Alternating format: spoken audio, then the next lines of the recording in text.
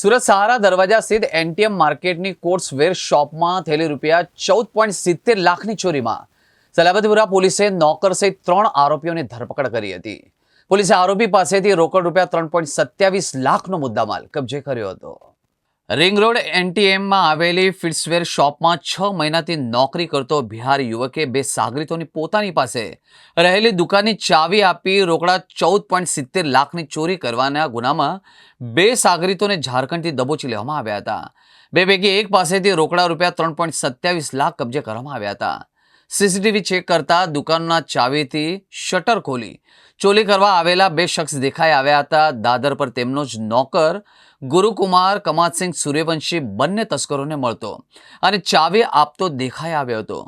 બિહાર ખાનગી બસમાં ભાગી રહેલા ગુરુકુમારને મધ્યપ્રદેશના વિદિશામાંથી ચાલુ બસમાંથી દબોચી ₹6.86 લાખ કબજે કર્યા બાદ 2 સાગરીતો મિથિલેશ ઉર્ફે રાજેન્દ્ર ઉર્ફે રાજુ રોહિત ચોરસિયા અને શંકર ગુલાકી મહેતાને ત્યાં છટકું ગોઠવી દબોચી લેવામાં આવ્યા હતા.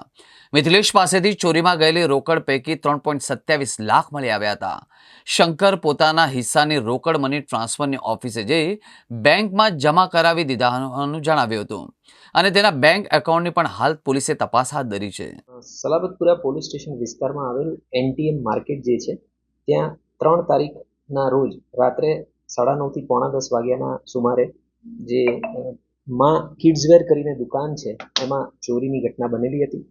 5 તારીખે સોમવારે સવારે જ્યારે તેના માલિકે દુકાન ખોલી અને એમના ધ્યાનમાં આવ્યું ત્યારબાદ એમણે ₹14,70,000ની આ જે ચોરી છે એની ફરિયાદ આપેલી હતી.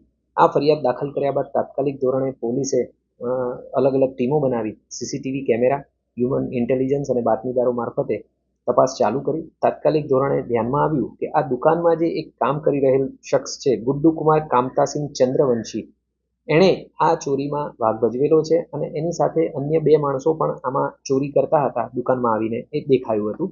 આ સીસીટીવીના આધારે તપાસ કરી અને ત્યારબાદ આ જે ગુડ્ડુકુમાર છે એનું ઘર ગોડાદરામાં છે. પોલીસ ત્યાં આગળ પહોંચી અને ત્યાંથી માહિતી મેળવી અને એ પોતાના વતન ઝારખંડ જઈ રહ્યો હતો એવી બાતમી મળતા તાત્કાલિક ટ્રેસિંગ કરી અને એની પાછળ પોલીસની ટીમો લાગી ગઈ હતી અને એને મધ્યપ્રદેશમાંથી ગુલાબગંજ ખાતેથી ચાલુ ટ્રાવેલ્સમાંથી જ ત્યાં આગળથી પોલીસે પકડી પાડેલો હતો. નજીકના પોલીસ સ્ટેશન લઈ જઈને એની પૂછપરછ કરવામાં આવી અને એની પાસેથી આજે ₹14,70,000 પૈકીના ₹6,86,100ની રિકવરી કરવામાં આવી. એની પૂછપરછથી બાકીના જે 2 માણસો છે એ બાબતે જાણકારી મળી અને તાત્કાલિક ધોરણે અન્ય ટીમોને રવાના કરી અને જે બાકીના જે 2 માણસો છે એમને પણ મિથિલેશ ઉર્ફે રાજેન્દ્ર ઉર્ફે રાજુ રોહિત ચૌરસિયા અને શંકર ગુલાકી મહતો વર્મા એ બંનેને પણ ઝારખંડથી પકડી પાડવામાં આવ્યા છે. એમની પાસેથી રોકડા ₹3,27,000ની રિકવરી થયેલી છે અને આ પૈકી જે શંકર ગુલાકી મહતો છે એમણે પોતાના બેંક એકાઉન્ટમાં ₹2,55,000 ભરેલા છે. એની રિકવરી પ્રોસિજર ચાલુ છે.